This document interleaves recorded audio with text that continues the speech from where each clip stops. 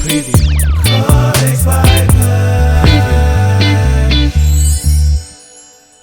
Hey everybody, this is Perch, and let's go to the viewer mailbag. I love this. Okay, so I'm just this is probably the most I've enjoyed this mail the most because generally when people write what is in this mail, they write it on message board. They don't send it to me. They keep it to themselves.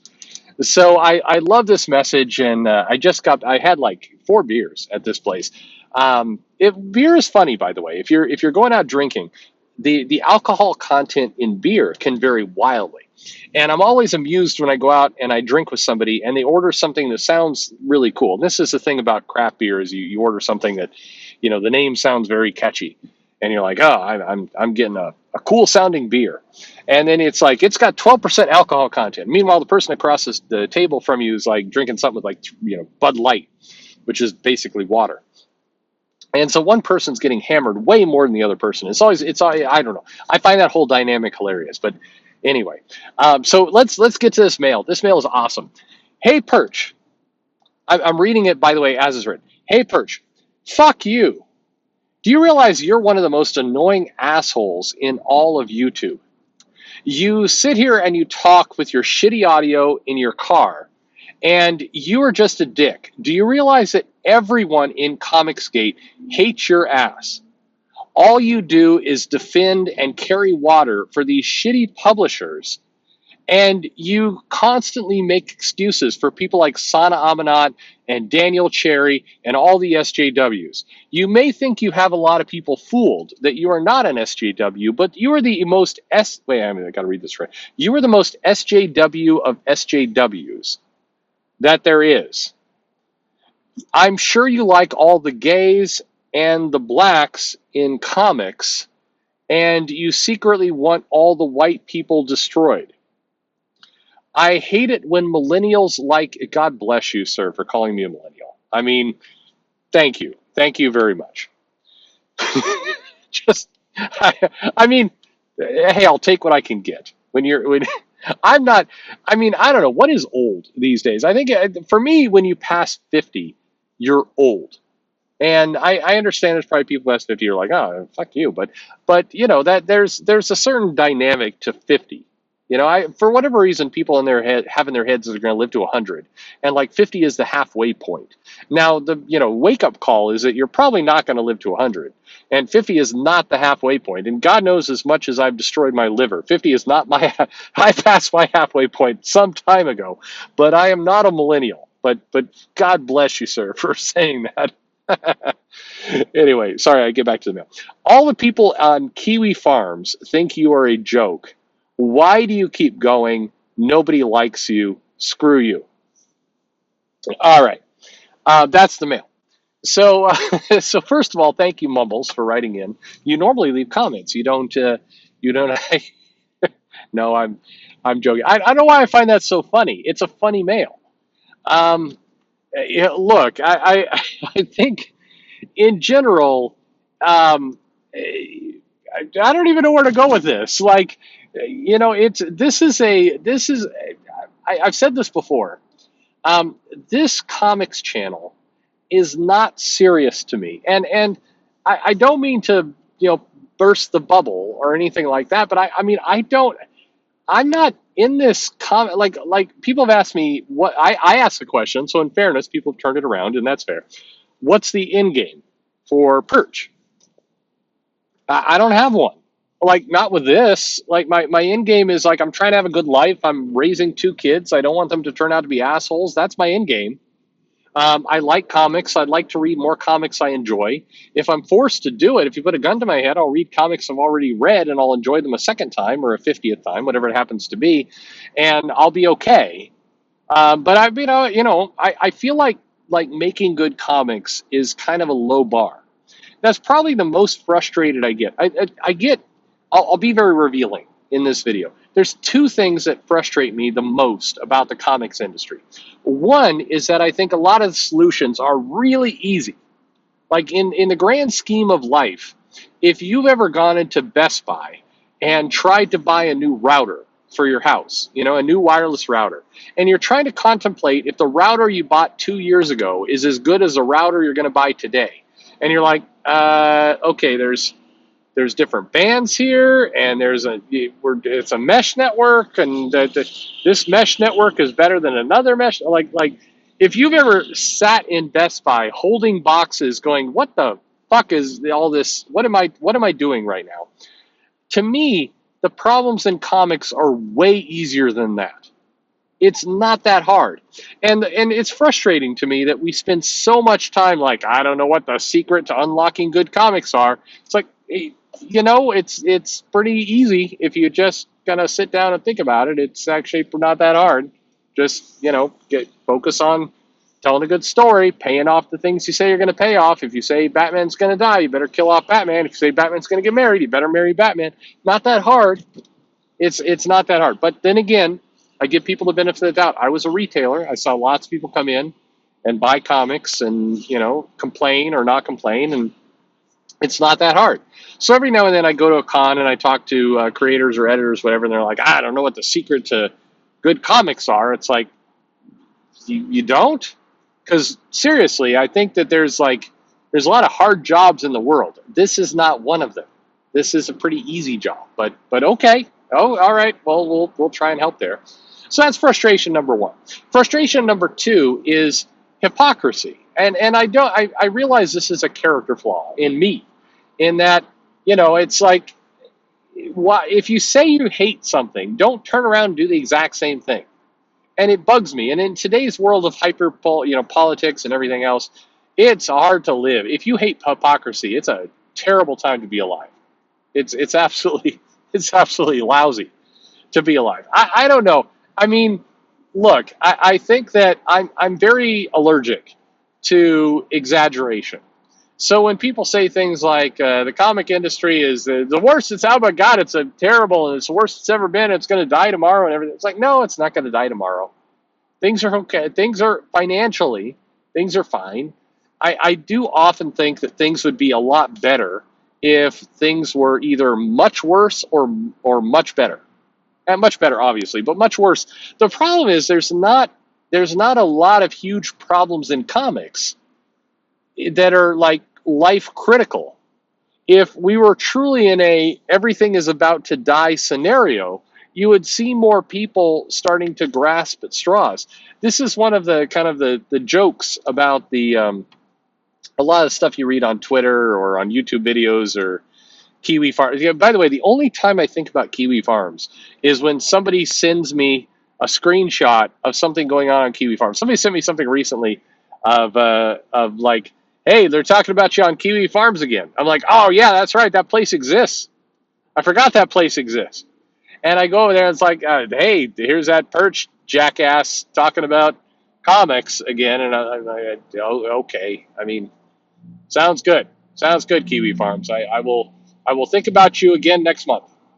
I understand. So it's a vibrant community full of plenty of interesting people, I'm sure. But anyway, it is. I don't know.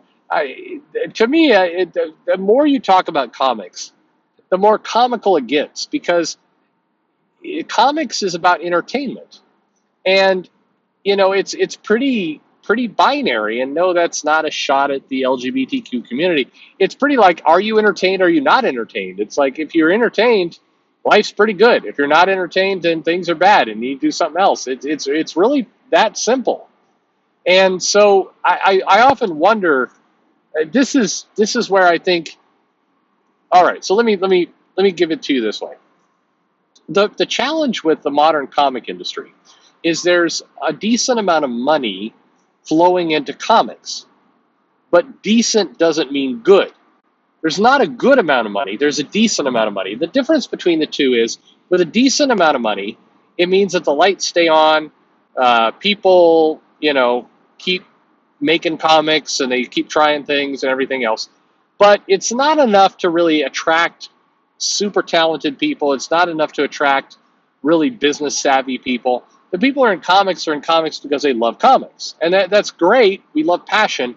But at the same time, you're not really pushing, a high business turnover. You're not pushing, a real evolution of the business. You're getting kind of, you're getting people who love comics, and unfortunately, the big publishers take advantage of people who love comics. If you love comics, then they will happily, use that to keep you doing work in an industry that's not paying particularly well, not rewarding success. If you have a super amazing year in comics, you don't necessarily have many long-term incentives to basically validate that worth. By contrast, if you work in the tech industry and you patent stuff that tends to take off, and you make your company a ton of money, you will be set. You will get 10 years of salary in a year or less. You will be basically, you'll have this moment in time where that you never have to worry about a job again, because it's going to be handed to you on a silver plate no matter what you do. That exists within tech. It exists within pharma. It exists within a bunch of different industries. But in comics, if you are an amazing talent, if you put out the best work you've ever put out in your career, artistically or from a writer perspective, there's no guarantee that 3 years from now you're not doing a GoFundMe to pay for your apartment rent. That's the challenge with comics. And if there's no longevity, then it's generating the wrong kind of behavior. It's generating the wrong kind of actions, and that's what's going on here. I love comics. I mean, if you've listened to all these, I mean, look, I'll put it to you this way: what jackass would put out 2 or 3 videos a day talking about comics a day, and not love comics? Like I've said that, like every now and then creators have come to me like, you sound like one of those, Comicsgate people who hate comics. Like, would I be putting out 3 videos a day if I hated comics? Like, what kind of maniac would do that? No, nobody in their right mind would do that. I mean, I don't want to burst the bubble here, because I think some people think that, there's all this glorious riches in YouTube. I see people every now and then making comments about how much they make off of YouTube or how much they make off super chats. You realize if you took out your calculator and you watched a live stream and you added up the super chats, it's not a ton of money. It's not good money anyway. I mean, I don't know. I mean, I'm not trying to be a dick here, but like, if you got a good job in tech, you'd make a hell of a lot more than you're making off super chats. What are you doing? I have seen. I was talking to a friend, and it is interesting because there's this person out there. He will know who I'm talking about. Only you. It's between you and me right now. Where the first time I think this person took notice of me, he hated my guts, or I don't know about hated, but he just thought I was a complete jackass. And then as time went on, we kind of got to an understanding, and then I don't know. I would say it's weird. I would say we're friends, not close friends, but friends. Like, if the guy came over, I'd like, hey, you could hang, you'd stay a couple nights at my house, whatever. I'll buy you a beer. I'd buy anybody a beer. So maybe that's not the best litmus test. I'd say we're friends. I suspect a couple of you know who I'm talking about, but maybe many of you probably don't. And we're probably very different in personality and everything else. But I'm talking to a friend about kind of the various kind of craziness in the industry, and almost every conversation comes down to, why is it this hard? It's not. We're making entertainment for people. We're building out material for people to enjoy. And the YouTube aspect of this is like okay, who's kidding who? The biggest channels are making what, like 2,000-3,000 a month? And don't get me wrong, that's good money. I mean, God, 3,000 a month. When I was in college, I would have loved that cash. That would be great. But you can't live off 3,000 a month off of YouTube. That's not a job. And that's at the extreme end. And so I was watching. There's this. I'm getting into a lot of edge stuff. So I mean, I'm sure it's entertaining to a couple of you. But there's this guy who's taking shots at a bunch of YouTubers for being like those rich bastards making all that YouTube money. What YouTube money? $3,000 a month. To be clear, I don't make $3,000 a month off YouTube. Are you kidding me? No, that's not what this does.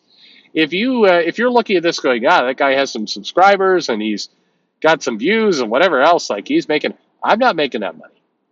I mean, maybe I've got the algorithm, maybe I've set the YouTube settings all wrong and I could be making like $30,000 a month. Hey, by the way, if you think that with my subscriber count that I could be making $30,000 a month, put that in an email to me, because I will happily give you half of that money, and we will we'll do that for a while. That'd be great. But that's not what this game is all about. If you're in comics because you love it. You heard Jeff Thorne say that. You heard Ron Mars say that. You've heard your boy Zach say that. Those are three radically different people all saying the same thing. And that same thing, the one thing that those people can agree on is, we're in comics because we like comics. Now, we may have different ways that we like comics. We may have different views of what comics are good and the tactics that can be used and everything else. But I guarantee you, if you put all the people who love comics in a room and you get rid of all the baggage that goes on, holy shit, why does Texas have so many goddamn potholes in the road? Like, fix your fucking roads, Texas. Anyway, sorry. I mean, if you put us all in a room and we're having a drink together, I suspect we'd all bond from our love in comics. Even though we have radically different views of what that means, I suspect that is true. And I'm going to hold on to that fact as long as I can, because having run a store, having been in a store for thousands and thousands of hours, having hawked these comics and sold these comics and had these conversations and sat behind a counter while people speculated if Superman could beat Zatanna in a fight, whatever it happens to be. The only reason you do that is if you love comics. The only reason you'd put up with crappy salaries and weird messages from editorial and people not getting back to you in a timely fashion and a lot of business processes, circa 1968, in 2022. The only reason you'd put up with that is because you love comics. And for whatever else, no matter how much you want to joke about that, mock that, pretend that that's a bunch of bullshit, loving comics is a pretty cool thing. It is. And, I'm happy. I've got a happy family, kids that are healthy, and, what else is left? Like I started this video with, I'll be dead in like 5 years because of the destruction I've done to my liver. So, I might as well enjoy the time I've got left. And as it turns out, I enjoy comics. So that's what I'm going to keep doing. So thank you, Mumbles, for writing in. I appreciate that you finally did. Who else thinks that Mumbles is like Scott Snyder? Right? He's got to be. Like, Mumbles is a comic professional who's trolling. I actually believe, I don't. I'm just joking. But there's a good chance that, like, Mumbles is actually Sean Gordon Murphy. And this is a long con that it's going on between two friends, and Sean Murphy and I are friends. I will stand up for that guy any day of the week. I'll end the video with a stinger. Hey, all you jackasses on Twitter, hey, if you're making your own comic, and I'm sorry, by the way, I'm liking you. I like you. I like the people I'm about to insult. I really do. I think you do good work. I think you have a good product. I think that you care about comics. I like everything that you do. And I think that how you package up comics is really awesome. And I legitimately, I'm not being sarcastic. I think you guys are awesome. You're doing a good job. I've complimented you many times before on this channel. Hey, focus on the positive. Fucking with Sean Murphy because you want to taunt how he packages his comics is a dick move. It is. That's the only time. Weirdly, it's the only time over the last several years that I'm like, wow, this is shitty. Why are you doing this? You sound like a prick. You guys are doing a great job. Why are you doing this? It's a dick move. I'm like, more than half of you know who I'm talking about, and you're going to put it in the comments anyway. But like, really, I was so disappointed to see this I don't know. It was gross. I don't get it. Just be nice to each other. Yeah, you dicks. Thanks for listening.